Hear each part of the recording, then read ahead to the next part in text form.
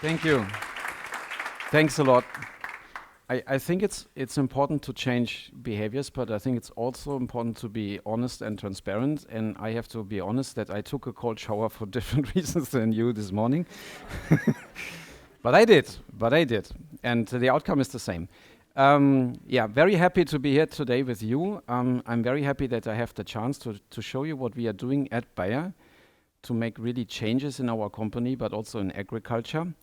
And I'm not here to show you a super nice story and hope for a big applause at the end of the day. I'm here to calibrate if what we do is right. Which means I'm really asking you to give me feedback, and I'm German, so as brutal as possible, otherwise I will not understand it potentially. If it comes British, then I take it as a compliment and not as a critical feedback. Yeah, that's just to get started for the session. When we made the acquisition of Monsanto 3 years ago, it cost quite some public attention and noise. And it was a bit unfortunate that some big decisions which were taken at Bayer at the time were not seen. And one of those decisions was that we need to strategically embed sustainability in the business. And not, as it used to be before, have it more like a public relations activity with lots of projects, but more really small projects in many countries, but not really scaling to impact. And I was tasked, it was an unbelievable task for my team and me. We were tasked to develop the strategy, how do we embed it now in the crop science business? So I'm not talking today about how Bayer operates internally, internal operations, product supply, productions, that's Bayer as a whole. I'm talking about what did we do to change the way we try to do agriculture? So how do we work with the farmers? And honestly speaking, if you look at what Bayer has as an emission profile and what agriculture has, it's the bigger impact area. It's bigger than only Bayer. So this is where we started. And then as a first step, we started to reflect, okay, now that we need to make it strategic, we didn't start immediately with the business, we started really with what needs to change in agriculture. What are the big things? And it feels for me in the meantime a little bit weird because what I say now in the meantime is table stakes, but 3 years ago it was not. At least not in my company. We used to say, and not only Bayer, all our industries, we used to say we are here to make sure that there's enough food in the world. We are feeding the world, the arrogant version. And I realized it doesn't work because I'm not connecting to your concerns about my company if I say that. I say I'm feeding the world and you say, yeah, but you sell pesticides. So it doesn't work. And it's also not enough as an ambition for us if we want to be sustainable. So we looked into the model of the planetary boundaries and the answer is very simple. We have massive biodiversity loss. Is agriculture related to this? Yes. We have climate change. Does agriculture play a role? Yes. Yes, yes. So we need to embed it in our sustainability strategy. But at the same time, is world population growing? Yes. Do we need to grow more food? Yes. So I think it's a much better place to say, we as a company, Bayer, we have an opportunity to work on this paradox that we need to produce more food at the available land while we preserve better environment.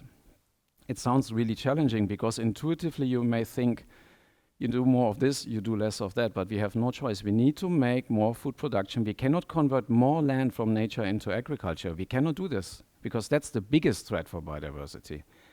While at the same time, we have no choice. We need to ramp up our efforts to improve preservation and fight climate change. And it's a bit illustrated here. How can we feed a hungry planet without starving it? And I just can share, it was not easy in Bayer to add the second part of the sentence because the understanding that we are also part of the starving problem, that we are really part of the problem, is inside of a closed system like a big corporation is not very developed. It's not easy to tell people we need to reduce our impact. It's too big. So that was the starting point. And the focus is biodiversity, climate change, and food security. This is what we put the whole strategy around. And from there, we started to think, what can we actually do and what do we need to do first? And we also stopped a lot of projects, and people were frustrated because we had a lot of really important research projects also related to pollinators and other things, but we needed to get the focus on those 3 topics, otherwise we will not scale anything to impact. So we said, that's why I say food security while improving preservation. That's the challenge we have, and we need to look at climate. We need to reduce greenhouse gas emissions on the fields of our customers. And if we can reduce a reasonable percentage of greenhouse gas emissions on our farmers' fields, that you can measure it. That will really have an impact. We need to reduce environmental impact of, we always say crop protection, and you say pesticides. So I try to tell my people in Bayer also say pesticides, please, because otherwise nobody understands what you're talking about. Pesticides, we need to reduce impact. And at the same time, if we say we need to make sure there's enough safe and affordable food, we need to be aware that our big business as of today are in the Americas. There is already enough safe and affordable food. And in Asia and in Africa, these are the places where world population is growing like hell, and our business is not strong enough. So while we need to invest in technology to improve productivity, we need to improve in smallholder farming as well. This is where we need to set the focus. So those are the 3 big topics we wanted to start. If I say we need to reduce impact of pesticides for biodiversity, that's only one step. It's not sufficient, because the biggest problems of biodiversity are not pesticides, it's land use.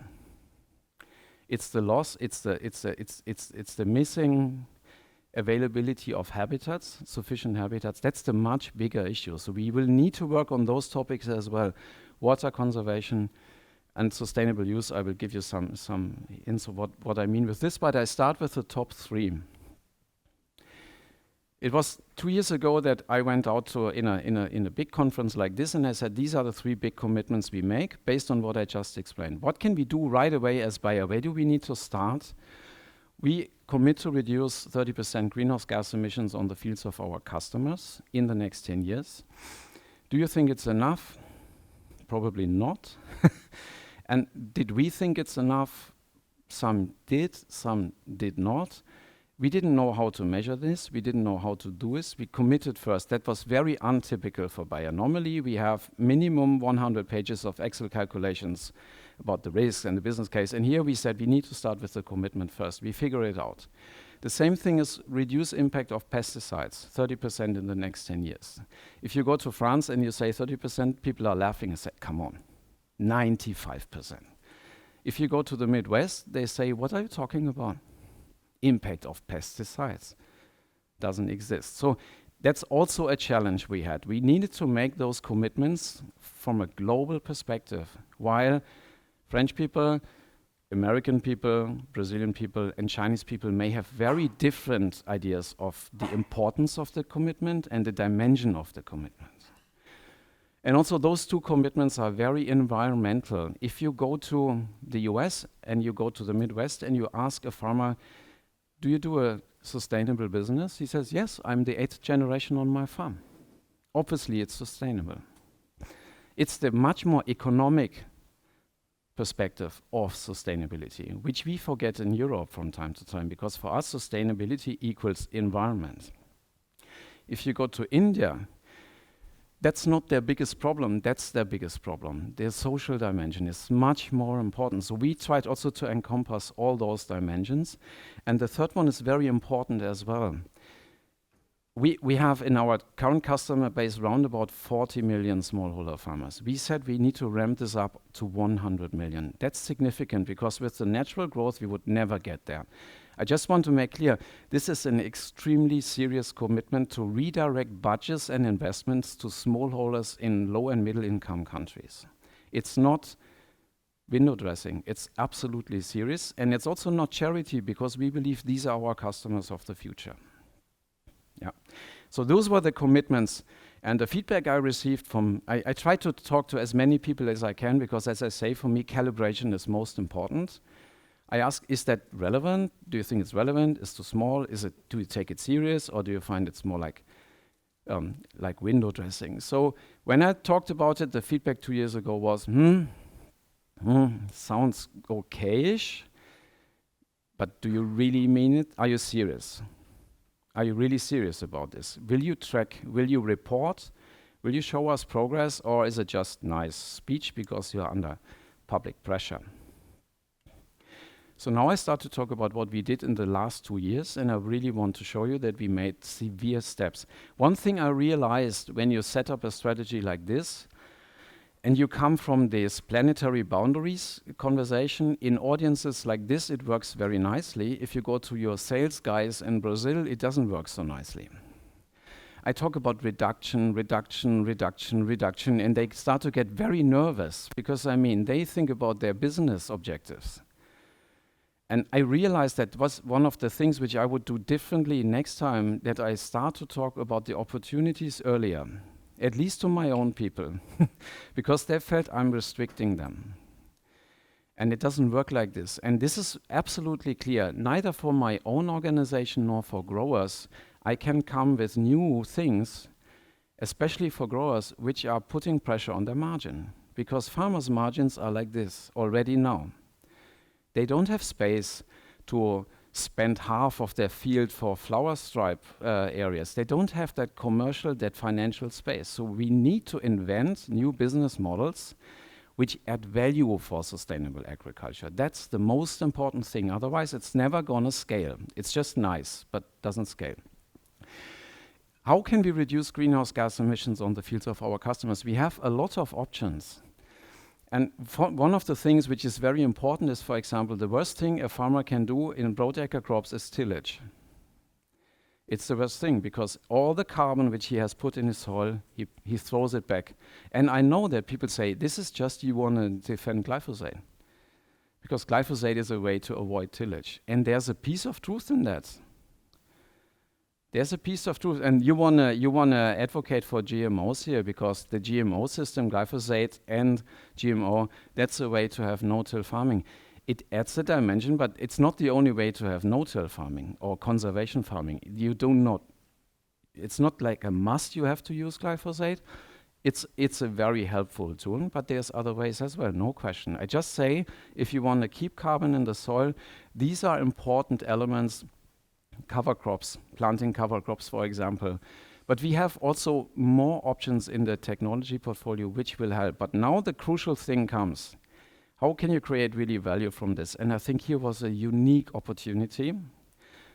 Bayer has also committed to become carbon neutral, and like most of the other companies, we have to offset a part of our emissions. Naturally, we need to buy carbon credits.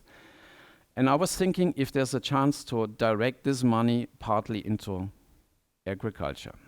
Is there a chance that farmers produce carbon credits?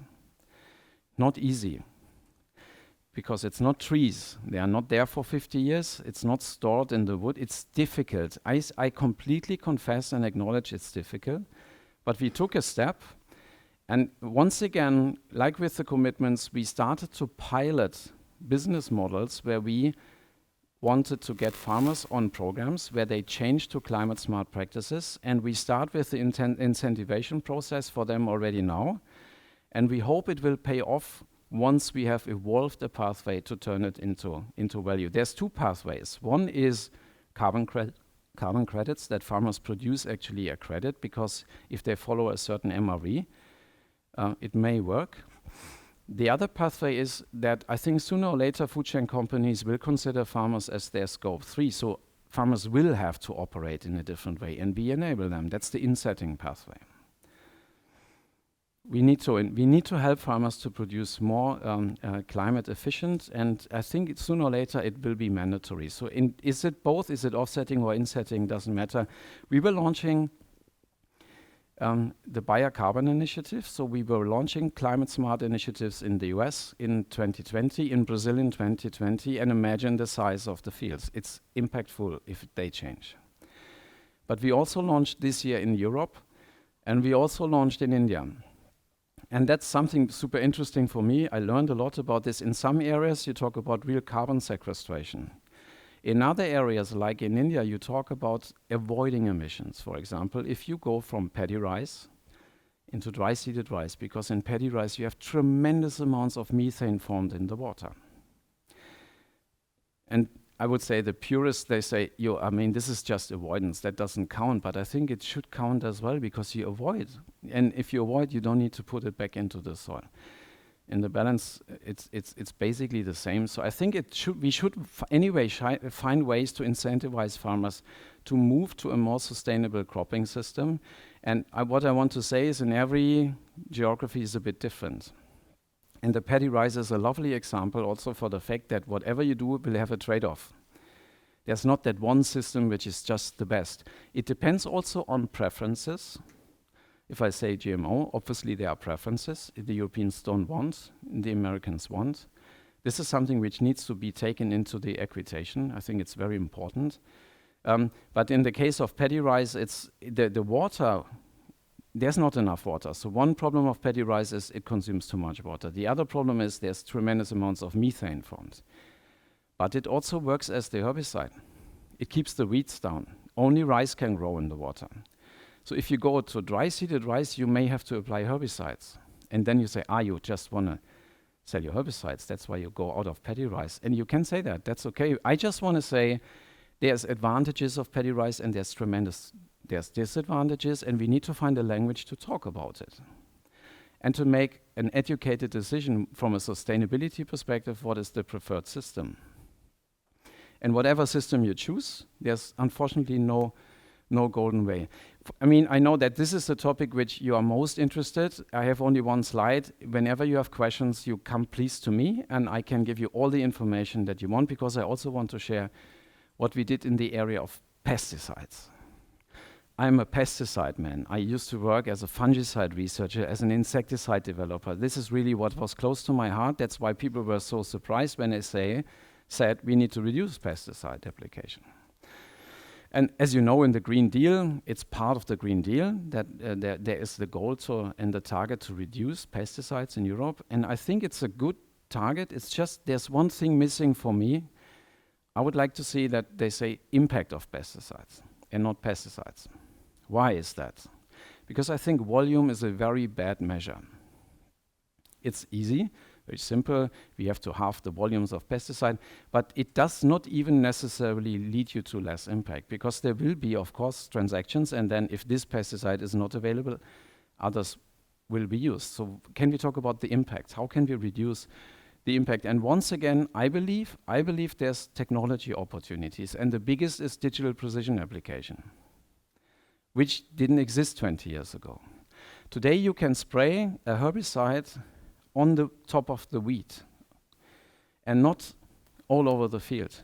You have detectors which exactly see this is the wheat, and then there's one little piece going on the wheat and nothing in the rest of the field. Can lead to tremendous reduction potential. I think that's one of the biggest opportunities to reduce. Another one is new breeding technologies, and you may have also a critical perspective on those, because you say, yeah, now he comes with GMO. No, there's CRISPR-Cas. There are these new technologies which you can adopt to European standards if you allow. But then you need to dive a little bit deeper. There's a huge zone between GMO and classical breeding, which I think needs to be explored because we will need different types of plants. I don't know, who knows Norman Borlaug? Ever heard of Norman Borlaug? Nobody?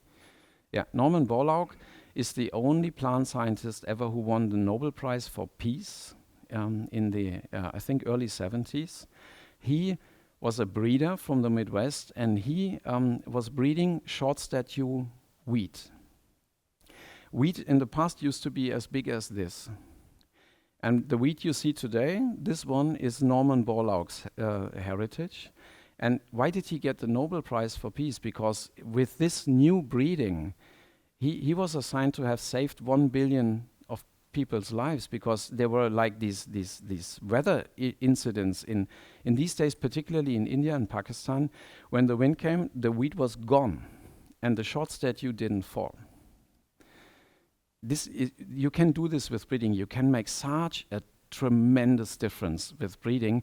And with the new breeding technologies, the difference is that it took him 20 years. Today you could do it in 2 years without putting foreign DNA into the crop. So I think it's at least something which we should be open to. That's all I say. And if a society decides, no, we don't do this, then okay. But take a conscious decision. What did we do here? The biggest problem is, how do you measure impact of pesticides? How do you measure this?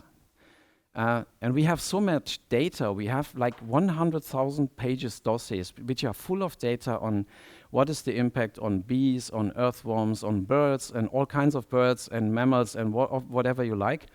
How is it degrading in soil? How is it degrading in the air? How is it degrading in the surface water, in the groundwater? We have all the data. But how do we make it an index? First rule is, we don't do it. If Bayer does it, and then I tell you, look, glyphosate has a very low environmental impact, you will smile. And you will say, you're kidding me, so we can't do this index. We did it with the university, a consortium of universities under the leadership of the University of Copenhagen, and they are not known to be the biggest promoters of pesticides in the world, actually not. Yeah, so it was important for us that we really work with scientists who are critical about the topic, and they designed the model, not us. But what is important for us is that model is already accepted. It's a combination of two accepted models, so nothing invented to the advantage of Bayer. It contains what is the easy part. What are the hazard criteria of a pesticide? So how easy does it kill a bee if you make a drop, the direct hazard exposure. But I think the really cool thing is that it also takes the exposure into account. How is the product applied? How does it go into the nature? How is it distributing? How is it evolving? How is it degrading? So it's not only the pesticide properties that you can determine in a lab, but also the exposure pathways. And they combine it into a model, and then they make immense calculations. Actually, we bought all the data of all pesticide applications in 2018. We bought the data, it's expensive, and they used it and they made the first global assessment of pesticide impact ever for the given year 2018. Across all the companies, not only Bayer products. And the result was a little bit breathtaking. And I want to share it with you, and you may criticize me for doing this. That's okay. But I want to share it with you because for us it was very important. And it's very important if I go to an investor conversation and say we want to reduce impact of pesticides, and the investor says, very nice, so you reduce your sales? Because believe it or not, they also don't like if we reduce our sales. But the answer is on this chart. Bayer has a market share of pesticides of about 18%, which is very nice, in 18, before we embedded a new target. And already we have only an impact share, according to this calculation, of 2%. So my question is not, do we lose value if we have low impact pesticides? My question is, do we gain value? How do we transform this into value for customers, for growers, and for Bayer? That's the question I have. And why is it like this? Why do I think it's really true that our portfolio has already a low impact? Because we have taken significant measures, which we did not tell you, unfortunately. We don't sell any products which are classified like WHO Class 1 anymore, independent of the country, independent if we could. Other companies do. And all the new products we develop, they have to undergo incredibly high criteria already in the selection process. Today, if you look for an insecticide, it's not only super efficient, we in the selection process check if it's toxic to bees, for example. It's a selection criteria. It was not 25 years ago. Today it is. And in other companies, especially in the generic companies, they are selling the old products. So the biggest part of this is generic companies, of course. They are selling the old products. What you can see here is the impact of innovation. I wanted to share this with you, and the conclusion from this is not we are very happy here, we stop because already we are very low, we need to go further down. And we can. And it helped us, this methodology helps us to screen. We can zoom into every crop, into every country, you can see what are the products used, what is Bayer using in this crop, and how do we compare, and especially do we have products which are acceptable or not? And if we don't, we will take decisions. For sure. Okay, the last commitment with the smallholders, super important as well. We need to support smallholder farmers in low and middle income countries. For me, there's two absolutely crucial steps. Everybody thinks digital agriculture only relates to the big fields in US and Brazil. In Germany, will the farmers ever go there? They will. But agriculture, digital agriculture also relates to smallholder farmers in Bangladesh. They also have iPhones. And the biggest gap is the knowledge gap. The biggest lever to increase their productivity is training. Is really the case. I mean, we have started with where are the Better Life farming centers. That's basically the instrument which we have implemented. These are centers where farmers, it's in the local environment, are invited. It's like for 10, 15, 20 villages around. We work with partners. They come to those centers. They receive, of course, access to products, but they receive access to finance, access to markets, and most importantly, access to training. And in some of those centers, we had like some feedback after a very short period of time that they were able to triple their yields. Just with training, not necessarily using more pesticides, access and training of understanding, they were able to triple their yields, to double their profitabilities in a very short period of time. So we are spreading those Better Life farming centers, and we are also a health company. That's sometimes forgotten at the moment. Bayer is also a pharma company. It's a unique opportunity for us to not only provide access to crop protection and training for crop protection or for agronomy, it's also providing access to medicine. Now, what you hear from me is not a charity story. Of course not.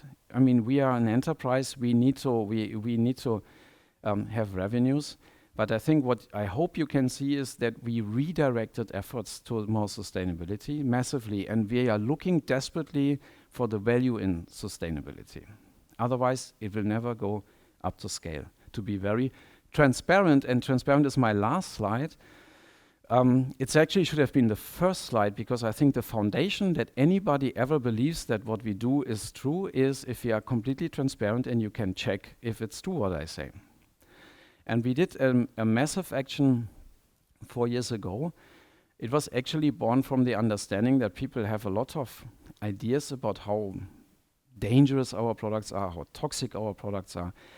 And we always responded in a very boring, standardized phrase like, we take note of your concerns, of your results, scientific results, but please, we have these study results at realistic use conditions in the field, and they clearly show there's no problem. That was like a standard phrase. And I realized the more we said it, the less it worked.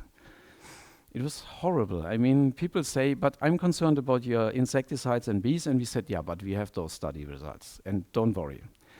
Unfortunately, those study results were not available to the public because that's our regulatory data. And we made that first step to say, okay, we stop here. We make everything available. You can read every single data point on the safety studies of all of our products from now on. That was a turning point in the public. Even in the Heute show, they were making jokes about it. But that's okay. That's okay. I mean, if you want to change, you will not only receive applause, you will also receive some cynical feedback or some tough feedback. That's absolutely part of the process, and you will not receive big applause anyway, because you do something which people believe you should have done much earlier. Anyway. But it was a step for us because we were sitting on this data like that's our treasure box. We cannot open it to anybody. I'm very happy in the meantime, all companies are doing the same thing. Basically, we have really changed the rules here. And it was only one step. The next step is that we want to invite people who still have those doubts. Yeah, you do your studies, but they are fake. Let's be true about it. Let's be honest about it. The studies that you provide to us, they are full of, you fake it until they fit to your purpose. Now we will invite people to see how we do the studies as a next step. Not demo studies, real studies. Because we need to make a huge extra effort to win back trust. And I think transparency is the absolute foundation for this. That's all I wanted to share today. If I get the opportunity, maybe in 2 years, to come back, I hope I can give you even more. and even more and even more. And in the meantime, you can contact me, and I can give you a lot more information and also show you the places where you can check if we are really making the progress I tell you. And please, now, later in the coffee breaks, if you have questions, as I said, don't be polite, just hammer them on me. Thank you. Thank you, Klaus.